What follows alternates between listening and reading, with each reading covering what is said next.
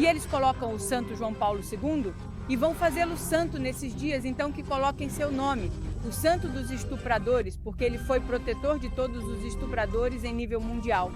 Milhares de pessoas veneraram João Paulo II, aquele que soube amar a todos igualmente, preocupando-se com os mais necessitados, visitando as terras dos mais pobres, distribuindo sua fé e amor ao próximo. Estas e muitas outras coisas o tornaram digno de se tornar um santo da religião católica. Mas, sabe, sempre tem um mas. Havia outras pessoas que não o viam assim. Muitos acreditavam que por trás daquele olhar compassivo que ele mostrava aos seus seguidores, escondia-se uma escuridão perversa. E acontece que João Paulo II escondia algo mais, ou melhor, protegia pessoas muito perigosas. Acusações promissoras vieram à luz contra ele após sua morte, e uma delas foi o caso de Manuela Orlandi, também conhecida como a Garota do Vaticano. Um mistério que permanece sem solução 40 anos após seu desaparecimento, e sua família está convencida de que o Vaticano sabe coisas que se recusa a revelar para não criar um escândalo que prejudique a Santa Sé. Mentiras, rumores e segredos sombrios cercam um Papa que aparentemente não era tão bom quanto se pensava. Mas o que o Papa João Paulo II escondia? Ele teve algo a ver com o desaparecimento de Emanuela? Deixe-me contar neste vídeo. Emanuela Orlandi era filha de Ercole Orlandi, um funcionário do Palácio Apostólico. Além disso, ela morava com sua mãe Maria Pesano e seus irmãos Natália, Pietro, Federica e Cristina em uma casa dentro dos limites da cidade do Vaticano. Emanuela era uma garota como qualquer outra, tinha um grupo de amigas, amava música e era muito boa nos estudos, mas sua vida normal, como a de qualquer adolescente, mudaria quando, na quarta-feira, 22 de junho de 1983, desapareceu sem deixar rastros. Naquele dia, Emanuela saiu de casa por volta das 4h30 da tarde, como todas as quartas-feiras, quando assistia às suas aulas de flauta, piano, canto coral e solfejo no Instituto Tommaso Ludovico da Victoria, na Praça Santo Apolinari. Ao terminar uma das aulas, ela ligou para sua irmã Federica e contou sobre uma oferta que acabara de receber para distribuir panfletos para um vendedor de cosméticos da marca Bon. Emanuela disse que esse homem teria prometido dinheiro e que veria esse sujeito novamente no final da última aula para dizer se aceitava tal oferta ou não. Federica, naquele momento, teve um mau pressentimento sobre aquilo, especialmente porque o pagamento parecia exagerado para um trabalho tão simples. 375 mil liras e cerca de 450 mil dólares. Então, ela disse à sua irmã mais nova para não aceitar e voltar para casa depois dos estudos. Mas a jovem nunca mais voltou. Emanuela saiu da escola com suas colegas, a quem contou sobre a oferta de trabalho. Ainda não tinha decidido se aceitaria. Às 7 da noite, com 20 minutos, se despediram e suas amigas subiram no ônibus. Naquele momento, Emanuela ficou sozinha em Corso del Rinascimento, em frente ao Palazzo Madama. A jovem havia tomado uma decisão que não compartilhou com ninguém, e é que sua irmã Cristina a esperava. Às 7h30, quando decidiu ir ela mesma até a escola, mas não a encontrou. Voltou para casa uma hora depois, acreditando que tinham se desencontrado no caminho e que sua irmã já teria chegado em casa sã e salva. Mas, para seu desconcerto, Emanuela também não estava lá. Rapidamente avisou seus pais que, sem perder mais tempo, começaram a busca por toda a cidade. No entanto, eles não conseguiram encontrá-la. O pai foi à delegacia para denunciar o desaparecimento de sua filha, mas os oficiais não deram tanta importância porque havia passado pouco tempo e, além disso, era uma cidade do Vaticano e não italiana. A família então teve que esperar várias horas angustiantes até que na manhã seguinte finalmente puderam fazer a denúncia de desaparecimento na delegacia do Vaticano. Foi aí que eles se depararam com a primeira pista. Um guarda de trânsito e um policial haviam visto no dia anterior uma garotinha com um nome que carregava uma sacola publicitária de adubo e que estava ao lado de um antigo Bayerische Motorenwerk verde.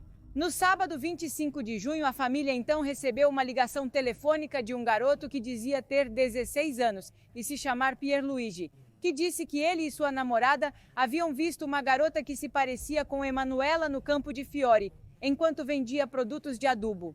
Segundo ele, essa menina dizia se chamar Bárbara e tinha uma flauta, mas não queria tocar na frente de todos, pois teria que usar óculos para ler a partitura. Tudo parecia indicar que se tratava de Manuela, exceto pelo nome Bárbara. que poderia ter sido falso. Parecia que estavam no caminho certo, mas as coisas não seriam tão fáceis. Em junho de 1983, cartazes de uma garota desaparecida de 15 anos, morena de cabelos longos, cobriam Roma, mas eram geralmente ignorados. Era só outro desaparecimento. Dias depois, em 27 de junho, um homem chamado Mário ligou para a família e afirmou ser dono de um bar perto da Ponte Vitório, entre o Vaticano e a escola de música. Ele relatou que viu uma jovem chamada Bárbara que confessou a ele que tinha fugido, mas que voltaria para casa para o casamento da irmã. Essa informação provou ser verdadeira, pois Natalina Orlandi, a irmã mais velha de Manuela, iria se casar em setembro. Quando perguntaram a altura da menina, ouviu-se ao fundo uma segunda voz masculina que dizia não mais e depois a chamada terminou, deixando a família mais uma vez em um beco sem saída. Das muitas chamadas que os Orlandi receberam, as de Pierluigi e Mário eram consideradas confiáveis, embora nenhum deles tivesse mencionado explicitamente Emanuela, mas a chamaram de Bárbara, ambos estavam claramente falando dela. O que inicialmente eram provas concretas que pareciam levá-los ao paradeiro de Manuela, ao longo dos anos essa ideia desmoronou, dando lugar à hipótese de que ambas as chamadas foram um desvio para permitir que os verdadeiros responsáveis ganhassem tempo e pudessem se livrar da jovem sem levantar suspeitas.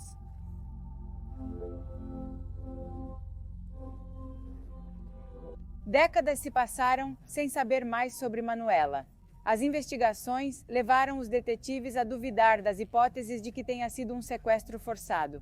Isso porque a menina foi vista pela última vez em Corso Rinascimento, uma das ruas mais movimentadas de Roma, em plena luz do dia, portanto, não era realista que a tivessem levado à força sem que ninguém percebesse. Isso levou os investigadores a concluírem que quem levou a jovem pode ter sido alguém que ela conhecia e em quem confiava. Embora milhares de pistas e aspectos tenham atravessado as investigações, como a possível culpa da máfia italiana ou terroristas que nunca puderam fornecer nenhuma prova real de seu cativeiro, havia uma teoria que parecia possível e que envolvia pessoas do Vaticano e ninguém menos que o próprio Papa João Paulo II. Segundo um cardeal da igreja que se comunicou com o irmão de Emanuela nos dias seguintes ao seu desaparecimento, ele ouviu uma conversa entre dois gendarmes do Vaticano que disseram ter visto a jovem retornar ao Vaticano na mesma noite de seu desaparecimento em um carro de luxo. Aparentemente, Emanuela saiu dos portões do Vaticano 20 minutos depois, voltou a entrar no carro e partiu. Os dois gendarmes não conseguiram ver quem era o motorista do carro, mas tiveram a impressão de que ele havia estacionado a poucos metros de distância para não ser reconhecido.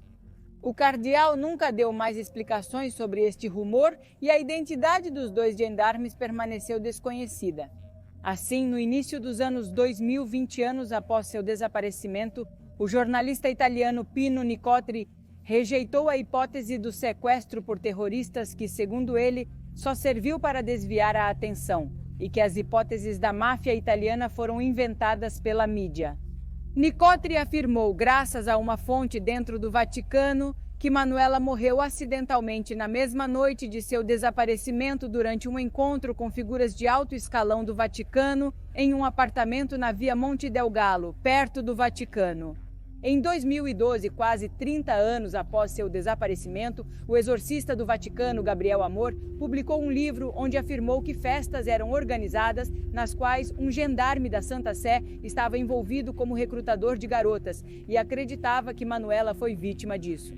O exorcista estava certo de que o sequestro de Manuela foi um caso de exploração sexual que terminou em homicídio pouco depois do desaparecimento e ocultação do cadáver por parte de pessoas religiosas. Em 2016, uma das melhores amigas de Manuela de fato revelou que poucos meses antes do desaparecimento, a jovem confessou que foi fortemente molestada por alguém próximo ao Papa enquanto estava nos jardins do Vaticano. Todos esses testemunhos pareciam então indicar que altos comandos da religião católica estavam envolvidos no caso de Manuela. Mas o que acontecia com o Papa João Paulo II? No momento de seu desaparecimento, ele já era sumo pontífice. pois resultou que o Papa havia falado publicamente do caso em 3 de julho, um mês após o desaparecimento, fez a primeira de muitas menções públicas à jovem e surgiu a possibilidade de uma privação de liberdade. Depois encontrou-se 2 vezes com a família Orlandi, em 7 de julho, e os visitou em 24 de dezembro, quando disse à família que o caso de Manuela era um fato de terrorismo internacional. Depois, com o tempo, essa ideia foi descartada e justo quando o Vaticano, em uma reviravolta histórica, decidiu em 2023 abrir uma investigação para esclarecer de alguma forma o que aconteceu após décadas de idas e vindas, falsas pistas e muitas outras coisas estranhas. Pietro Orlandi, então, o irmão de Manuela, que há anos reivindicava a justiça, escandalizou a todos ao criar suspeitas de uma suposta pista pedófila que envolvia nada mais e nada menos que João Paulo II. No meio de um programa de televisão, Pietro insinuou que João Paulo II costumava abandonar o Vaticano à noite, com alguns bispos para procurar jovens em Roma. Estou convencida que João Paulo II, Ratzinger e o Papa Francisco são conscientes. Me dizem que João Paulo II, cada certo tempo, saía à noite com 2 monsenhores poloneses e com certeza não ia abençoar casas. Por sua vez, no programa de televisão italiano, também foi ouvido o áudio de uma ligação telefônica na qual um ex-membro da gangue criminosa do bairro romano da Magliana envolvia o Papa no que teriam sido festas sexuais com menores. Mais de 30 anos depois do desaparecimento, centenas de pistas falsas e o possível encobrimento da Igreja e do próprio Papa. A família sentia uma dor inexplicável, evidentemente por serem enganados tantas vezes por aqueles que haviam mostrado seu apoio à causa. Então a pergunta é, um Papa amado por todos, transformado em santo e agora acusado de ser amante dos pequeninos. Como isso foi possível? Será que ninguém viu isso chegando ou não quiseram ver? Como ele chegou ao poder e quem ele protegeu durante todo esse tempo? Bem, a verdade deixaria todos horrorizados. Em 16 de outubro de 1978, todo o mundo acompanhou pela televisão a morte surpreendente de João Paulo I após 33 dias de papado e a histórica chaminé com fumaça branca que indicava a eleição de um novo Papa para a Igreja Católica. Assim, Karol Józef Wojtyła tornou-se João Paulo II, o primeiro pontífice que não era de origem italiana. Dizem que Wojtyła de fato foi o Papa mais popular da história e o mais querido. Ele sabia conquistar o carinho das multidões, por isso, assim que chegava a qualquer país, a primeira coisa que fazia era arregaçar a batina e beijar o chão. João Paulo II era o Messias que vinha professar sua fé supostamente para salvar todos os pecadores. A devoção do povo por este Papa era inevitável em todo o mundo. Um homem humilde e mártir que, após ser perseguido pelos negros, alcançou o sonho de ser uma das figuras mais importantes do mundo. Mas nem tudo era o que parecia. Sua luta pela paz mundial não era para todos os países, porque acontece que o Papa simpatizava com as políticas ditatoriais de Augusto Pinochet, mantendo uma relação amigável com aquele ditador. O Papa, além disso, nunca levantou a voz pelo rio de sangue que banhou o Chile. Manteve também uma estreita amizade com Kurt Waldheim, presidente da Áustria, e que foi um oficial nazista que serviu ao Terceiro Reich na Segunda Guerra Mundial. Mas havia algo ainda pior. O Papa rejeitava o uso do preservativo. Após 3 anos de ascensão ao poder, quando os primeiros casos de vírus da imunodeficiência humana foram detectados, ele não mudou sua opinião, mesmo sabendo que todos os dias 12.000 africanos foram infectados pelo vírus nos anos 80. Sua rejeição a este contraceptivo contribuiu para a propagação dessa doença. Além disso, ele não hesitou em proclamar que a homossexualidade era um pecado e proibiu que as mulheres decidissem sobre seu próprio corpo. Relações sexuais fora do casamento, mulheres em cargos eclesiásticos importantes e a masturbação eram ações repudiáveis pelo sumo pontífice. Parecia que este homem, ou melhor, o porta-voz de Deus na terra, estava completamente negado a qualquer tipo de relação sexual fora do casamento entre um homem e uma mulher. Mas, aparentemente, o mais vergonhoso é que isso era apenas uma hipócrita fachada, porque o querido Papa parecia estar a favor das relações que envolviam crianças inocentes nas mãos de seus colegas religiosos. Um documento de investigação elaborado por um canal de televisão polonês forneceu documentos e testemunhos que apontaram que João Paulo II conheceu e ocultou casos de abusos íntimos a menores no seio da Igreja Católica de seu país. A tendência de João Paulo não era corrigir a situação, era manter o segredo e a reserva até não poder mais controlá-la. O caso de Boston, por exemplo, do cardeal Bernaló. O cardeal Bernaló foi acusado de proteger 87 padres que abusaram de mais de 500 crianças. Ele conhecia perfeitamente e o fez reitor da Basílica de Santa Maria Maior em Roma. Nesta investigação, 3 padres foram acusados, aos quais Karol, então arcebispo de Cracóvia, transferiu e protegeu na década de 1970 ao tomar conhecimento das acusações que pesavam contra eles.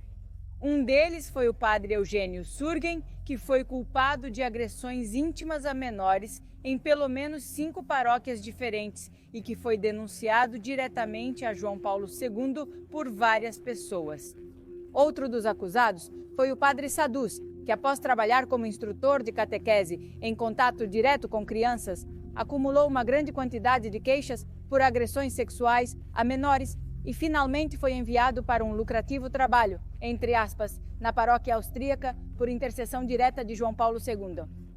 Além disso, quem foi mentor de João Paulo II em seus primeiros anos, o cardeal Zapieja, obrigava os seminaristas a realizar práticas íntimas que incluíam atos também violentos. Por outro lado, o arcebispo Reinbert Wickland garantiu que João Paulo II confessou a ele que sabia do comportamento de Zapieja e que confessou não saber o que fazer. E segundo Wickland, ele desmoronou. Assim, no tempo em que atuou como cardeal Karol ou João Paulo II, também teve conhecimento de acusações que pesavam contra outros sacerdotes sob sua autoridade e às vezes recebia essa informação diretamente das vítimas, que solicitaram sua ajuda de paróquias de toda a região com a esperança de que ele pudesse fazer algo a respeito. Mas para desconcerto das vítimas, em todos esses casos, João Paulo II insistia primeiro em confirmar a veracidade dos fatos e depois prometia tomar medidas a respeito. Mas o que você acha? Ele nunca fez nenhuma denúncia nem impôs qualquer punição aos culpados. De fato, uma ex-aluna de João Paulo II declarou em uma reportagem que talvez Karol tenha se acostumado com tais coisas acontecendo na igreja e por isso optou por escondê-las. Mas houve um caso que se destacou entre todos eles e, para muitos, João Paulo II o protegeu apesar de todas as provas contra. Foi o caso, como eu te dizia, do padre mexicano Marcial Maciel, acusado de múltiplos abusos. E tudo começou em 3 de janeiro de 1941, quando um seminarista mexicano de 21 anos criou uma organização religiosa que se tornou, nas palavras de João Paulo II, um guia para a juventude. No entanto, por trás dessa fachada missionária, funcionava um inferno no qual o fundador e muitos de seus seguidores abusaram de centenas de menores. Maciel se tornou o maior abusador íntimo da história moderna da igreja, um demônio.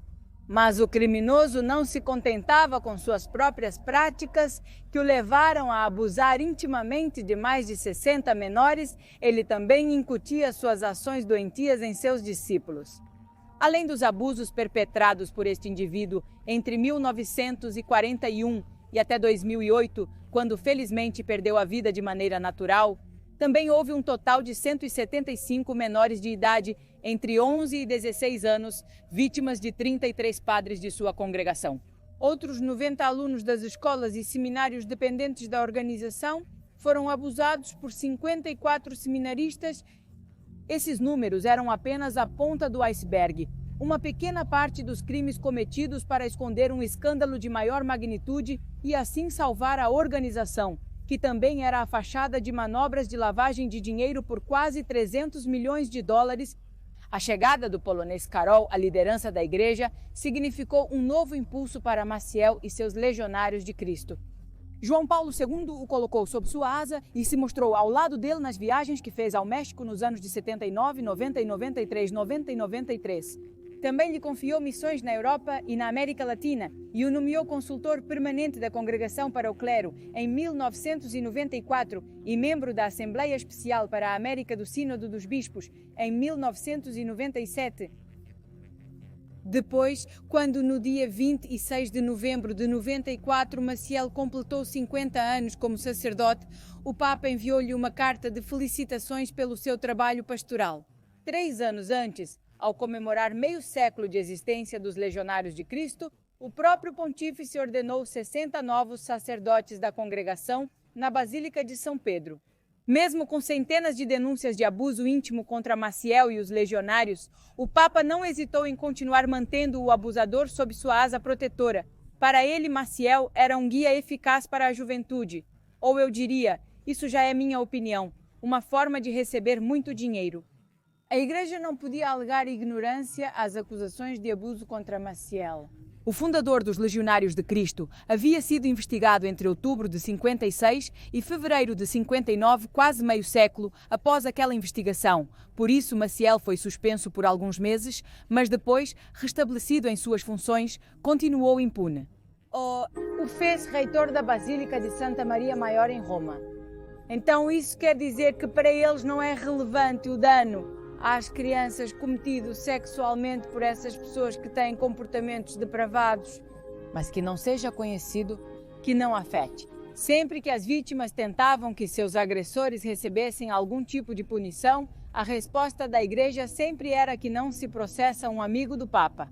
Finalmente foi necessário a morte de João Paulo II para que o destino do fundador dos Legionários mudasse. Bento XVI ordenou que ele se retirasse do sacerdócio público para se dedicar a uma vida de oração e penitência. Uma maneira de apagá-lo do mapa para silenciar as críticas, em vez de colocá-lo na prisão. A proteção de 3 papas e, acima de tudo, de João Paulo II durante seu longo papado, havia mantido ele a salvo, permitindo-lhe morrer em paz sem ter que enfrentar a justiça por seus atos perversos. Mas se a justiça divina existe, espero que seja feita após a morte. Esta foi a última vez que João Paulo II apareceu na Praça de São Pedro. Era quarta-feira, 30 de março de 2005.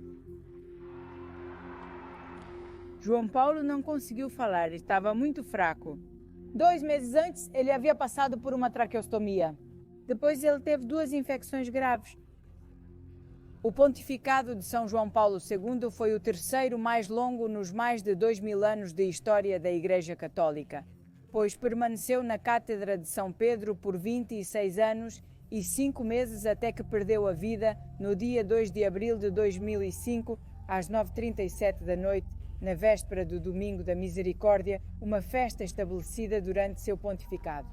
Que o nosso silêncio orante acompanhe estes primeiros momentos do encontro do Santo Padre João Paulo II com Cristo no céu.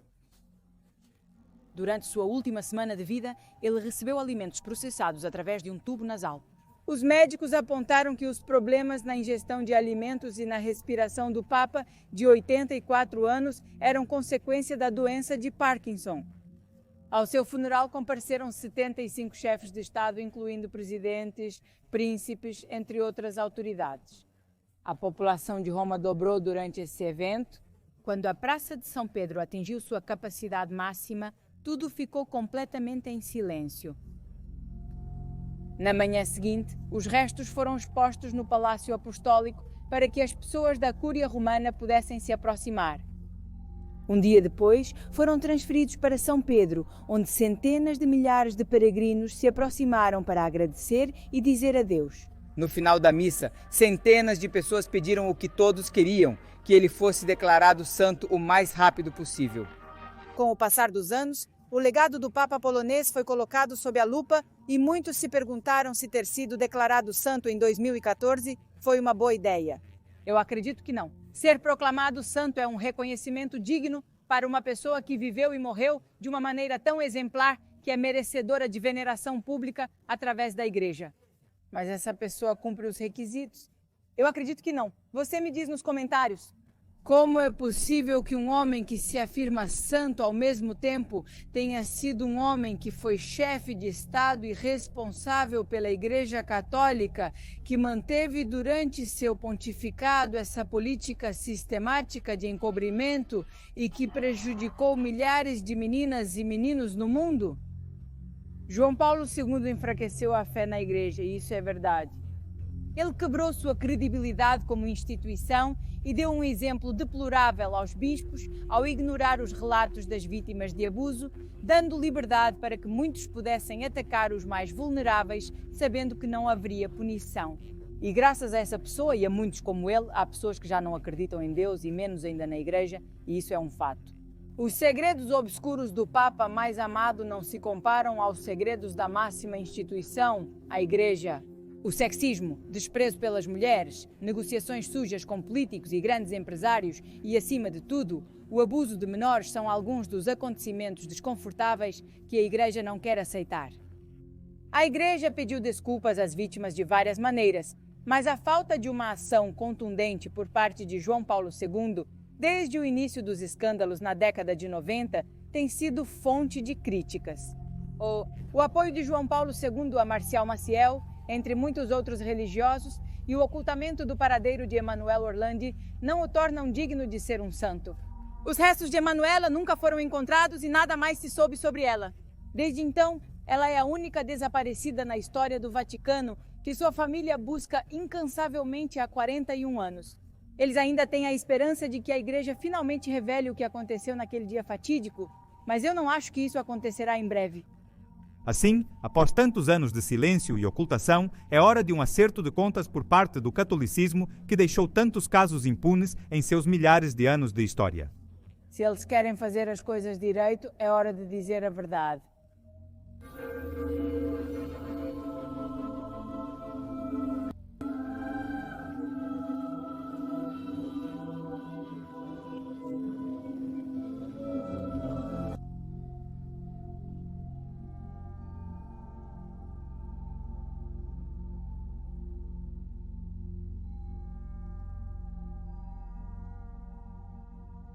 Obrigada.